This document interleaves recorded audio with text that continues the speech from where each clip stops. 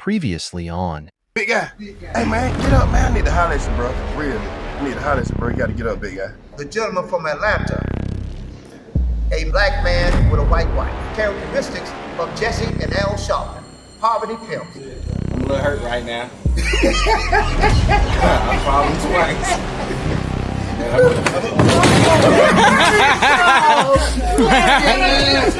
Breaking news. The official court date between Martin Luther King versus Booker T. Washington is about to start in less than 4 minutes. You're out! You're out of there! And I never take you to that White House.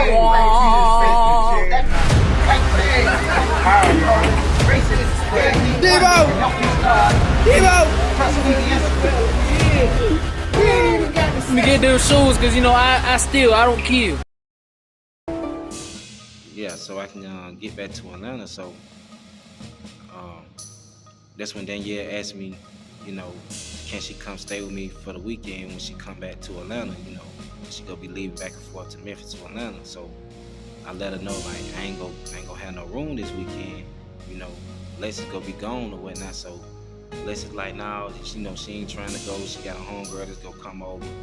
And Danielle, you know, saying that she needs somewhere to go to. So I'm like, bet. You know, Danielle like, shoot, if I get the room, you know, she could just pull up, you know, and be there with Lex when she in Atlanta. So I'm like, all right, cool. So we end up leaving and going back to Atlanta.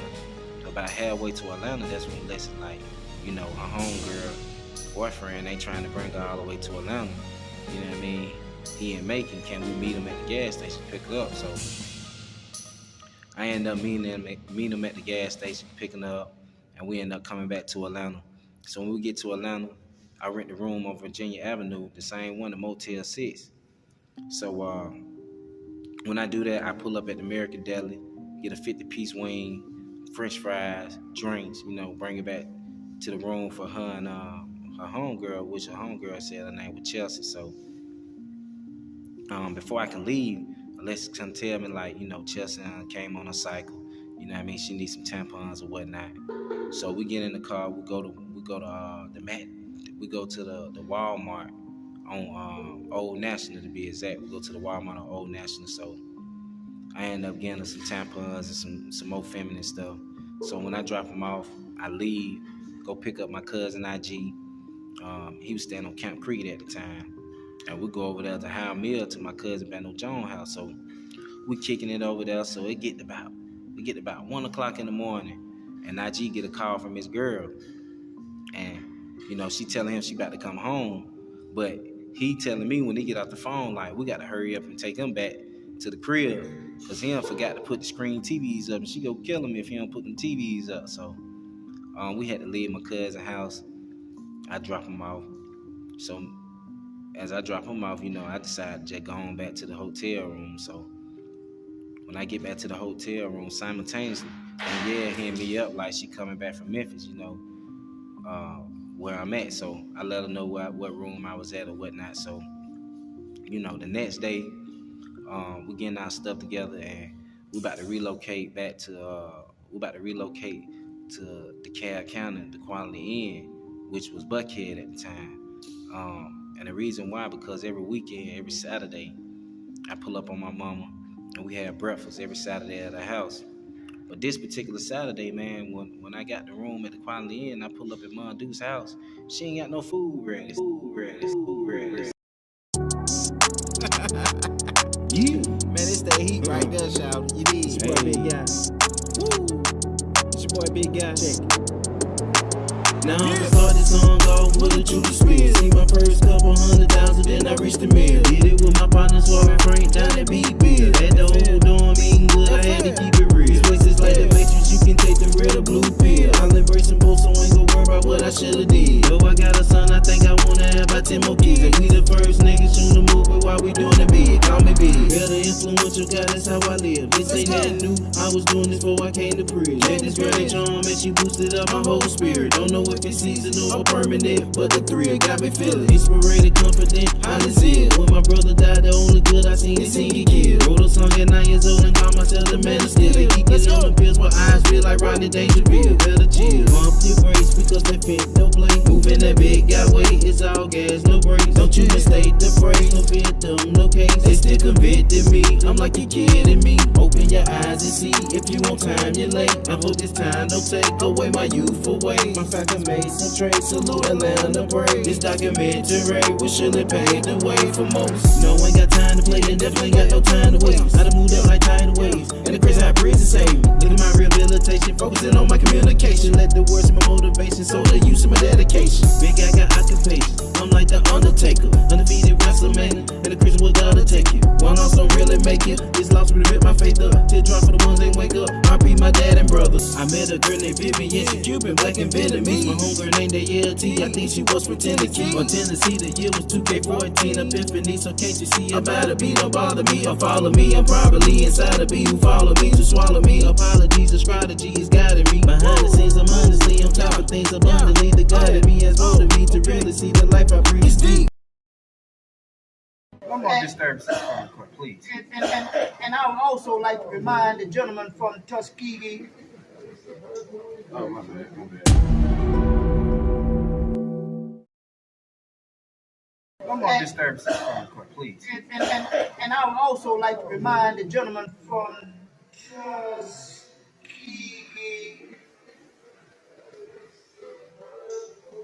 Oh, my bad, my bad. Yes. I didn't got that 4 million on Martin, did they? Sneaky.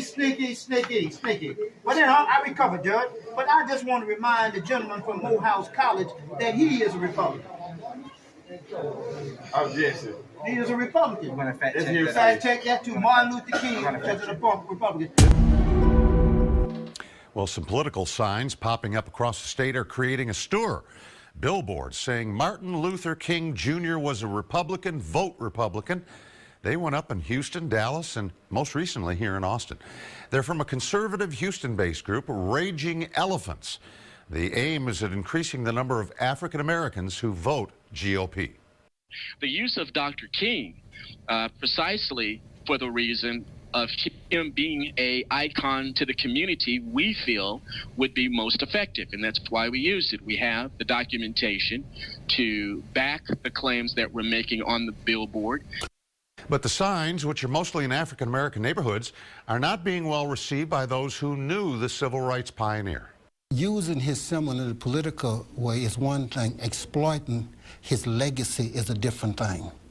To distort and exploit Dr. King's legacy, that's sacred to some of us because we know the suffering and the sacrifices that was made. So was Dr. King a Republican? According to the fact-checking site PolitiFact, King never endorsed any politicians. His father was a registered Republican when most Democrats in the South were segregationists, but he also endorsed John Kennedy over Richard Nixon in 1960. PolitiFact concluded that while King may have been a registered Republican, there's no evidence to suggest he would identify with the party today.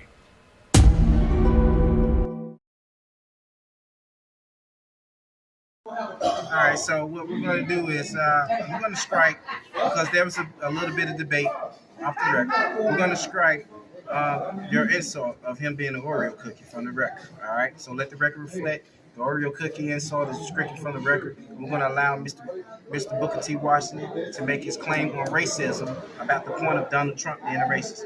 Do you have anything to rebut? I need to state, and everybody in America, especially descendants of slaves, need to recognize this. When Negroes blow the dog whistle of racism, when there is no racism, you end up hurting the Negro himself.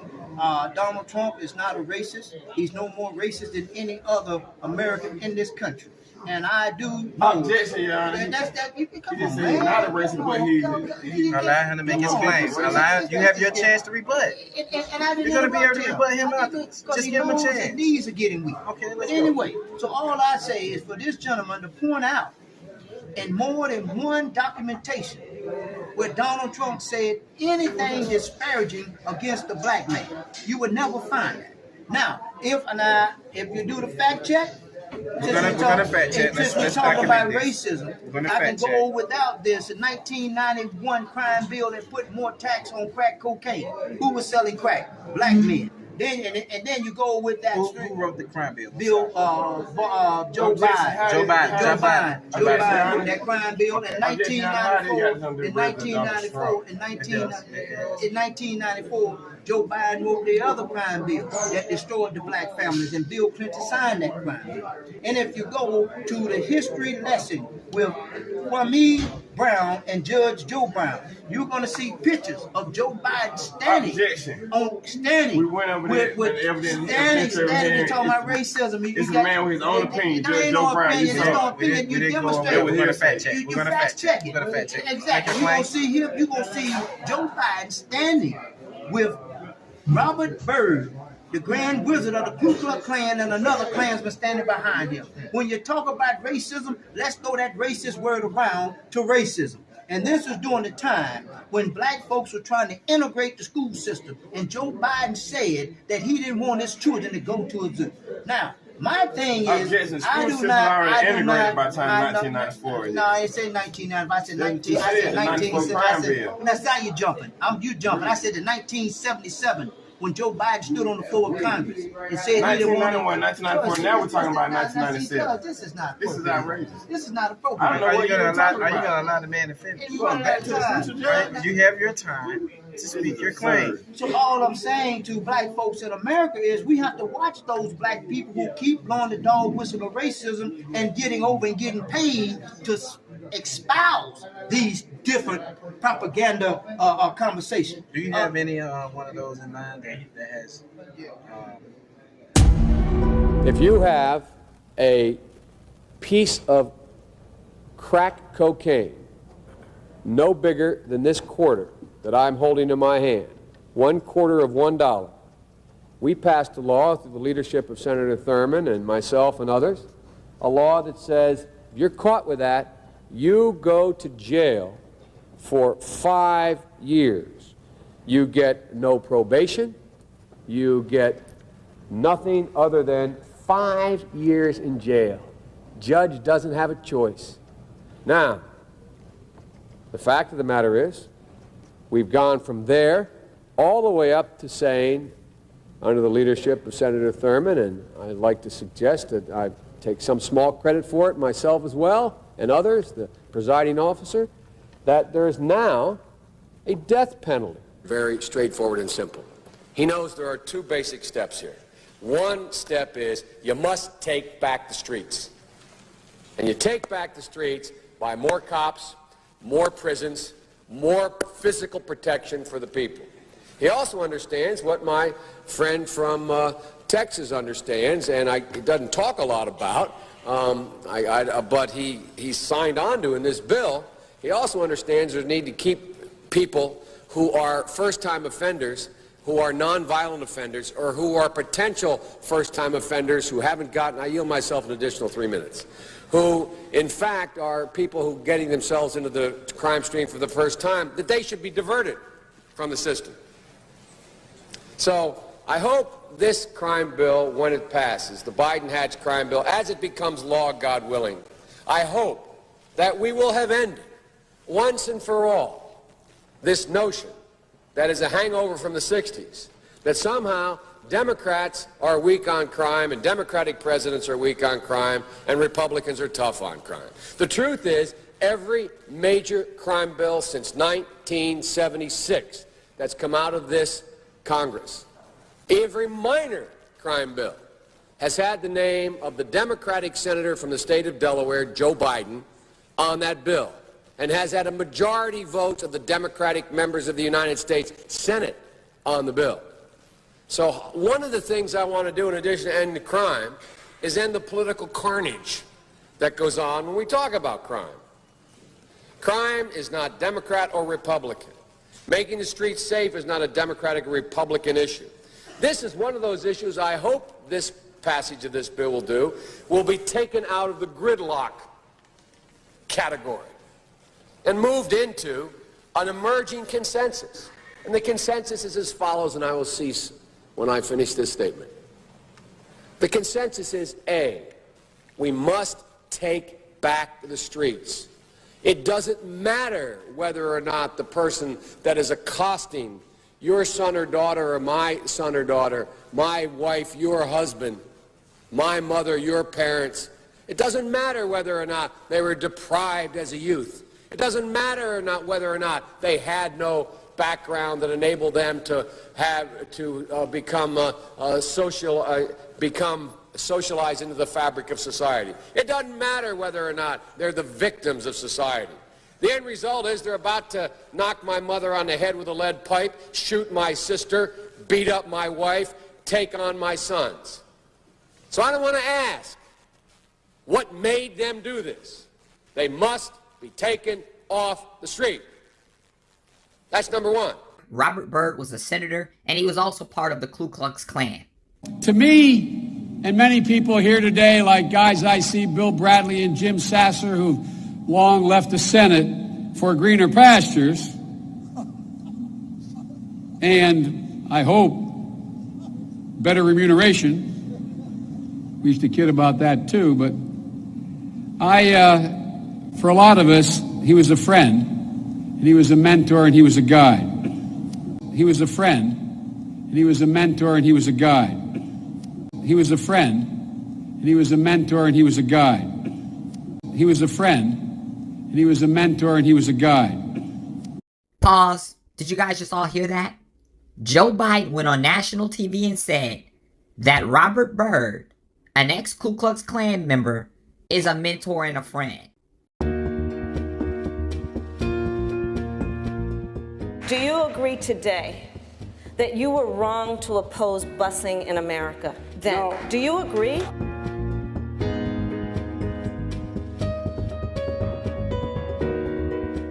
I did not oppose busing in America. What I opposed is busing ordered by the Department of Education.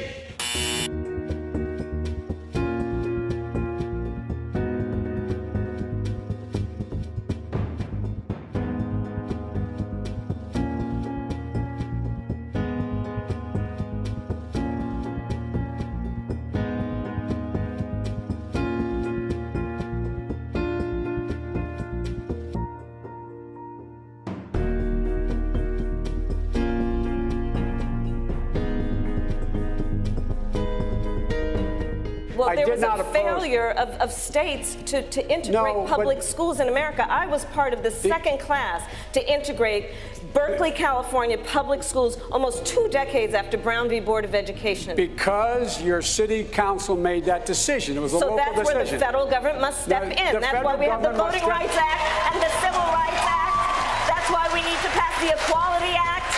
That's why we need to pass the ERA, because there are moments in history where states fail to preserve the civil rights of all people. And there was a little girl in California who was part of the second class to integrate her public schools, and she was bused to school every day. And that little girl was me. Now, there are old comments from 1977 that had been unearthed, and in these comments, they quote Biden as saying that a, quote, non-orderly racial integration would cause his children to grow up in a racial jungle. So, you just finished, so you good, rested, all right. You can rebut what he said. Okay, my rebuttal is gonna be straight, swift, and straight to the, punch. And the epitome of the topic of Donald Trump is a racist, one-term disgrace bigot, one-term president, and would never make office again. 91 felonies he was facing. A man that tried to divide the country, told people to shoot, buy ammunition at Black Lives Matter. When they're loot, you shoot. Make it. Social media giant Twitter flagging one of President Trump's tweets, saying it glorifies violence. The president posted the tweet early Friday morning, citing the ongoing unrest in Minneapolis following the death of George Floyd, calling some of the demonstrators thugs, tweeting this: "These thugs are dishonoring the memory of George Floyd, and I won't let that happen. When the looting starts, the shooting starts." Make it. I want this to be a fact check. I want this to be a fact. He just said he's rebutting Donald Trump not being a racist. So he's showing why he's racist. And that's what he's rebutting. And this is, I want you to fact check this, Your Honor. Video of Donald Trump making racist comments against black people and other people. I'm going to fact check that. Birtherism is racist. Saying a Mexican judge can't be fair because of his heritage is racist. Saying immigrants from Mexico are rapists is racist. Saying there were good people on both sides in Charlottesville is racist. Calling African countries shithole countries is racist. And telling 4 members of this body to go home is racist. Look, that comment about black jobs from Trump, it's got a lot of people talking. Then, by the way, the guy goes and doubles down at his rally on Friday in Virginia. I mean, take a listen to this. Again, here it is. They're taking the black jobs, people that have had their jobs for a long time are losing their jobs, and Hispanic jobs, people that have had them for a long time, they're losing their jobs. And you know who else is the biggest loser? Is going to be the unions. What is Trump inferring there? It is the most racist statement that he's made in the last 3 days, because he's made them a long time before that. You've got to remember, Donald Trump said black jobs, and he talks about how blacks relate to him because of his mugshot. So he has criminalized blacks, saying that we relate to mugshots because we are innately criminal, even though, yes, we have fought criminal justice system unfairly. He's always been on the other side, like what he did with the Central Park case. But what he won't discuss here is the people prosecuting him in New York and Georgia are black prosecutors that we voted to get in office. So that's not the system. It's those of us that rebelled against the system and got black prosecutors in. Now he tries to say black jobs. What jobs are black? What are the kind of jobs that migrants, illegal migrants, are getting here? Mostly jobs that most American citizens, including blacks, were not trying to do. And maybe somebody ought to tell Mr. Trump that this is the 21st century. We have blacks now that are CEOs in major corporations. We have black billionaires all the way down to people that work every day. The video, he said he deleted racism in the room. We're going to hear what the people think about that. You have to be kidding. Here we go again with Russia. We're going to continue on the issue of race. Mr. President, you've that one. described the Black Lives Matter movement as a symbol of hate. You've shared a video of a man chanting white power to millions of your supporters. You've said that black professional athletes exercising their First Amendment rights should be fired. What do you say to Americans who say that kind of language from a president is contributing to a climate of hate and racial strife? Well, you have to understand, the first time I ever heard of Black Lives Matter, they were chanting pigs in a blanket, talking about police. Pigs, talking about our police. Pigs in a blanket, fry them like bacon. I said, that's a horrible thing. And they were marching down the street. And that was my first glimpse of Black Lives Matter. I thought it was a terrible thing. As far as my relationships with all people, I think I have great relationships with all people. I am the least racist person in this room. Well, what do you say to Americans who are concerned by that rhetoric? I don't know. I don't know videos? what to say. I got criminal justice reform done and prison reform and opportunity zones. I took care of black colleges and universities. I don't know what to say. They can say anything. I mean, they can say anything. It makes me sad because I am the least racist person. I can't even see the audience because it's so dark. But I don't care who's in the audience. I'm the least racist person in this room. Okay. Vice President Biden, let me ask you very quickly, and then I have a follow-up question for you. Abraham Lincoln here is one of the most racist presidents we've had in modern history. He pours fuel on every single racist fire. Every single one. He started off his campaign coming down the escalator saying he's going to get rid of those Mexican rapists. He's banned Muslims because they're Muslims. He has moved around and made everything worse across the board. He says about the poor boys, last time we were on stage here, he said, I told them to stand down and stand ready. Come on. This guy has a dog whistle about as big as a foghorn. this Judge Joe Brown got his personal hearsay opinion about him being witness to anything what happened with him and Joe Biden, because this Judge Joe Brown guy don't obviously like Joe Biden. So all these pictures he's showing, an old picture just because Joe Biden in a picture with somebody doesn't mean that Joe Biden said, hey, this is my best friend. When this man didn't denounce white supremacy on national TV. Donald Trump did not denounce white supremacy on national TV. Right there, he didn't do that. You have repeatedly criticized the vice president for not specifically calling out Antifa and other left-wing extremist groups. But are you willing tonight to condemn white supremacists and militia groups and to say that they need to stand down and not add to the violence in a number of these cities, as we saw in Kenosha and as we've seen in Portland? Sure, are you I'm prepared willing to do specifically that, but do it? Well, go ahead, sir. I would say almost everything I see is from the left wing, not from the right wing. So what are you saying? I'm willing to do anything. I want to see peace. Then do it, sir. Say it. Do it. Say it. Do you want to call him? What do you want to call him? Give me a name. Give me a white name. Supremacists and who would white you like me to condemn? White supremacists and right Proud militia. Boys, stand back and stand by. But I'll tell you what. Somebody's got to do something about Antifa and the left, because this is not a right-wing problem. This is a left-wing. FBI director This said is a left-wing problem. White supremacists. Antifa's an idea, not an organization. Oh, you got to be not kidding. militia. That's what It's an idea. FBI director Gentlemen, said. Well, then you know what? We're done, sir. Okay, so you made your claim. Okay, now, what you have to rebut about? I just want to start off when he's talking about the Honorable Judge Joe Brown. Obviously didn't like Joe Biden or does not like Joe Biden. He sits across from me and demonstrated that he doesn't like Donald Trump. That has nothing to do with the issue. The issue is that Judge Joe Brown heard with his own ears what Joe Biden said about Donald. And you would find when you fact check, you're going to have multiple commentators say the same thing. Once again, I do not perceive Donald Trump as being more racist than any other citizen in the United States of America. What I do know is that Donald Trump gave black colleges more money than because you're going to put it. Look here, I didn't define the amount of money. I did not define the amount of money. I did not define the $45 billion. I did not define. I said he gave more money to black colleges, and you gonna pull that up. You know, no, there you go, there you go, there you go, there you go. What I said, Judge, what I said, Judge, I did not use the $45 billion. I said he gave more money.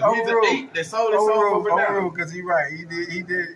This way, he brought up the $45 billion. He didn't bring up the $45 billion. He brought up the black colleges. He gave more money to black colleges than any other sitting president ever given. Okay, we're gonna fact check that. We're gonna fact check that, and we'll be able to. Because I did not say the $45,000 You did. He's clever. He's clever. He's clever. The pride at historically black colleges and universities like Texas Southern is palpable. But while pride attracts students, the lack of funding doesn't. I owe over $60,000 in debt already. Debt is just as much an issue here as any college campus. Yet just weeks into his first term, the president hosted HBCU leaders in the Oval Office, saying the schools would be a priority from the get-go.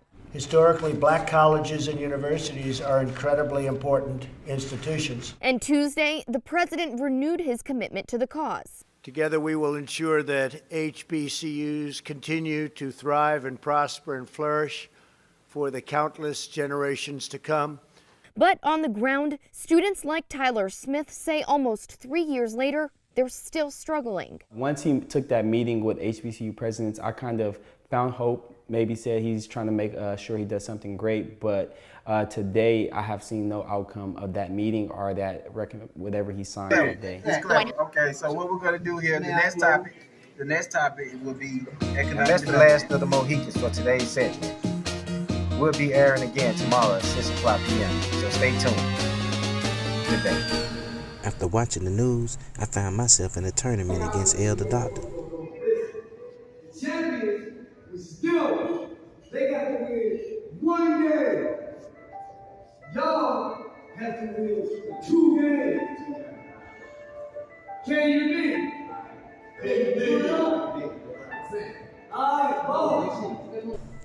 I was handicapped in this situation. A man got hurt, so I filled in for him so his team went forfeit. Luckily, I brought him from a losing record to the championship game.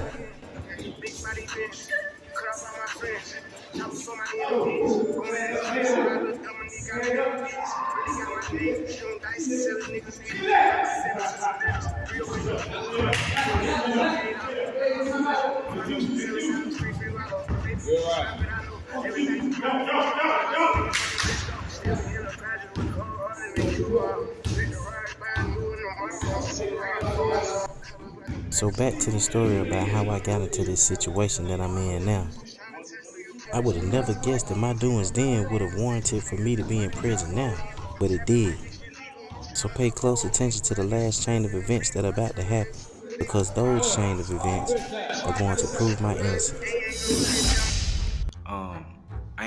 We end up calling that day off, and I end up going back to the hotel room and catching the breakfast at the hotel. So once we ate and stuff, I came back to the room, laid down for about an hour or two, and ended up getting back up. But before I left, I had went to Wendy's and bought them a whole bunch of food, you know what I mean, for the time being, because I didn't know if I was going to stay the night or come back. So I ended up leaving, going back to my cousin's house, picking IG up, and going back to Vando Jones' house. So just to recap on some things, the rumor was that I rented a room in Buckhead at the Quality Inn and rented 3 rooms on the front side and 3 rooms on the back side.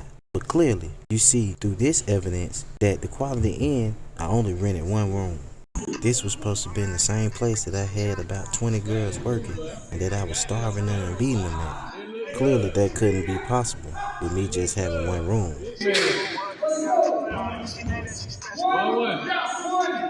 Hey, my team, y'all tight up. Y'all doing good. Break out on the defense.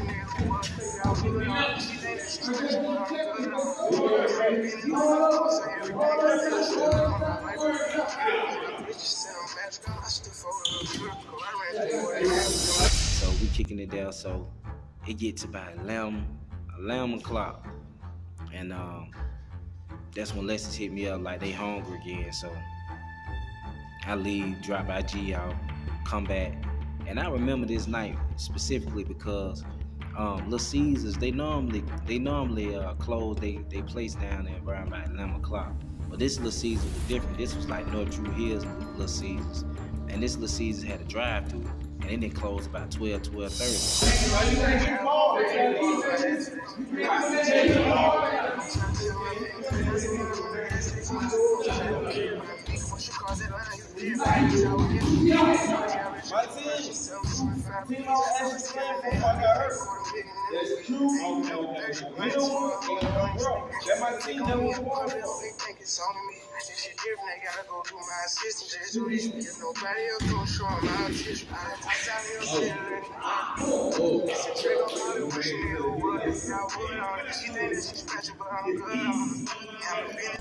So pay close attention to what happens next, because you're going to see how it was impossible for me to rent that room in Gwinnett County, and how the police officer falsified that evidence against me. So I remember I was the last one. I was the last one to get the pizza from Little Caesars before they closed. So, man, we get the food, we eat, you know what I mean? And the next day, it's Sunday, you know, the day of the video shoot. So I'm getting our stuff together and we about to leave. And Danielle, you know, she pull up on me. She like, you know, don't get a room. I'm gonna take Lexus and, you know, her homegirl Chelsea with me. We'll have a girls' day out while you at the video shoot. You feel what I'm saying? And when you come back from the video shoot, we just get a room then. So I'm like, bet, you know what I mean? So the girls, they leave and I go to the video shoot. So I get to my cousin Bando house, but before I can get there, you know, I forgot how to get there. So, and I'm hitting IG up, but IG already at Bando house. So my dad ended up meeting me at the gas station. And I ended up swiping my food stamp card there, giving me some drinks, some chips, and then I used my bank card, my Wells Fargo card, to get me some scratch-offs and some blunts. So we get to Bando crib, you know what I mean? We kick it down. And I remember it was like 1:30. It was like 1:30ish because we was there for about an hour. And how I remember, because I remember it was 2:35 and Bando get up. He like, man, we gotta hurry up. We gotta be to the video shoot at 3 o'clock. So everybody jump in their car. You know, we flushing down the highway trying to get to the video shoot. So when we get there, it's about 3:05. We get to the video shoot. So Polo the Don, he pissed off. You know what I mean? He like, we 5 minutes late. We should have been there. So, you know, the video shoot get to going. I mean, everything good. I mean, the video shoot crunk. You know what I mean? We having a good time. So it come about 6 o'clock. I get a phone call from Lexus. You know, she crying, you know, telling me to come pick her up. So she in Gwinnett County. So, you know, I'm tripping. I'm like, dang, how you get all the way in Gwinnett County? And well, Danielle at. So I get out there and pick her up. So when I pick her up, that's when she tell me, like, you know, they was out, they went out to eat, you know, they was having fun, chilling, you know, but they all got tired a little bit. So, you know, I hadn't came back from the video shoot yet. So, you know, they went on and rented a room out in Gwinnett County. But in the midst of them renting a room in Gwinnett County, Danielle get a call from my folks in Memphis saying she need to come back and get her son. So Danielle end up, you know, leaving, going to get her son. And in that same midst, Chelsea go downstairs in the lobby to get on Facebook. So, you know, I guess in the midst of her getting on Facebook and coming back to the room 30 minutes later, you know what I mean, police at the door. So when the police come to the door, they asking for a girl named Aaliyah. You feel what I'm saying? So let's just say police officer come in, he recognized Aaliyah. You know, he asked Leslie what's her name. She tell him her name, Leslie Blue. You feel what I'm saying? He found a pill about her and that matched her name. So, you know, he checked her out as being the person who she said she was. So she said in the midst of that, he ended up taking some pictures of her, you know, for identifying purposes, just in case he needed to talk to her. So, you know, he tell her in the midst of that, he's like, man, you know, she can't stay at that room no more. She needs somebody to come pick her up. So he asked her, did she have somebody that can come pick her up? So she told him, yeah, you know what I mean? She told him her boyfriend. And that's when he asked what was her boyfriend's name. And she told him my full name, you know what I mean? Not thinking nothing of it. So when she tell me that, you know, we get back to the video shoot. And the video shoot lasted all the way to about 3 o'clock in the morning, 3:30 in the morning. So we ended up leaving for the video shoot. And I ended up spending the night at Bando Jones' house that night. And the next morning, you know, I ended up leaving and going to work. And fast forward later, 5 months later, you know, that's when I get locked up for this same crime right here. So it's just a chain of events that happen, you know what I mean? It's like. So in all actuality, I never rented that room in Gwinnett County. And that police officer falsified that evidence. But the proof is right here through this evidence here. Not only did this receipt not have the hotel logo on it, but it also didn't have the amount of money that I paid and how much the rooms cost, plus the tax. Then I subpoenaed to the hotel, and this is the response that I got.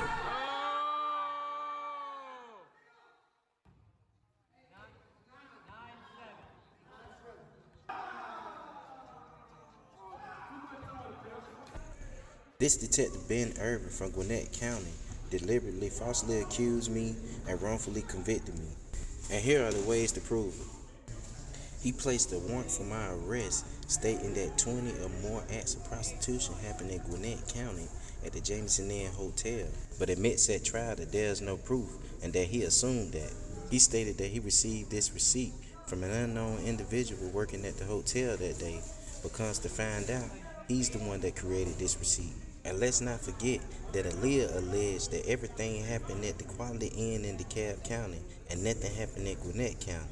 But as you see, Detective Ben Irvin is prosecuting me as if he has proof that these acts happened in Gwinnett County. All in all, not only am I innocent in this crime here, but everybody in this world is innocent because this crime was made up by Detective Ben Irvin from Gwinnett County. Remember that the girl Aaliyah is the one that went by the name of Chelsea. But if you want a full recap of everything that happened, go back to All Gas No Brakes episode 2, Wrongful Conviction.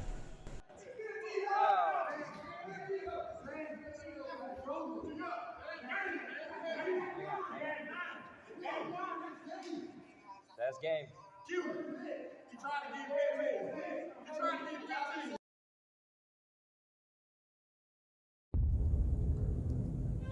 You know, it's crazy because I've been told, I wish you catch AIDS and die. I've been told, you deserve to be in prison. I'm glad, because you did me wrong, even though you're innocent. You did me wrong, so you deserve to rot in prison.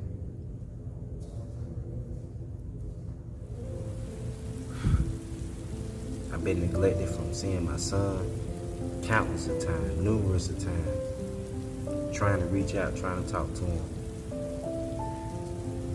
Been sending gifts, clothes, shoes, cars, all type of things for him You to like have. your toy daddy sent you? Got nothing to show for him.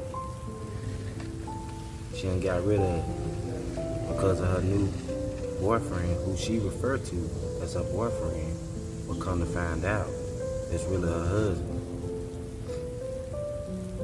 You know? She stole $8,000 from me that I was gonna give to my son.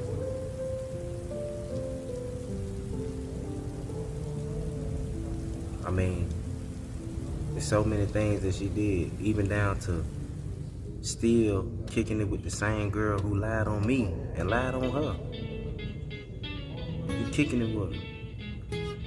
But through all that, I still didn't have no hate in my heart for her or the other girl, because I was young before too. And I lied about my name and age before too, because that's what kids do. We deceive. So it wasn't about the line that really got me. Of course I was mad. Of course I was hurt. But I understood because I did the same thing when I was young. Messing with 27 and 30-year-old women when I'm 16, 17. You know, that's what kids do. But the thing that hurt me the most is that you would let me go down. Let me go down for life. You know I'm innocent. All because of your own personal reasons. But I still didn't hate you. I still loved you. I loved you as a human being. And I always will. And it's sad to say that you're gone now. Rest easy. Rest in peace. Till you, Kate. When I got that call from your husband, I didn't know what to expect. I thought you was gonna pop out of the phone, you know, say some old crazy stuff. Still to this day, I think you gonna do that. I feel like you gonna call me and just say some old crazy stuff. And I was so mad at you because you was supposed to let my son come see my mama for the weekend of my birthday. And I had just talked to him the night of my birthday. I was so happy. And when you didn't respond, I was so pissed off at you.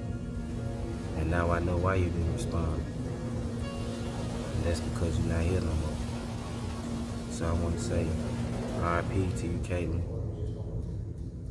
I pray your family is as easy as they can. And watch over your son.